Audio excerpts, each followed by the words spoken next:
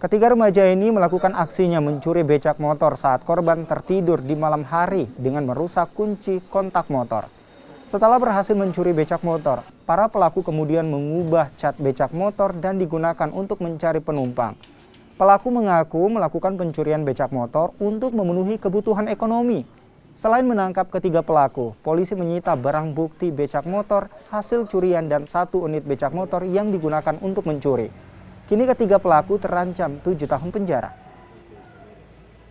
Kemudian selanjutnya karena pencurian ini korban mengalami kerugian dengan taksiran maksimal 15 juta dan kami jerat dengan pasal 363 ke 3E dengan pencurian pemberatan dengan maksimal penjara pidana selama 7 tahun penjara.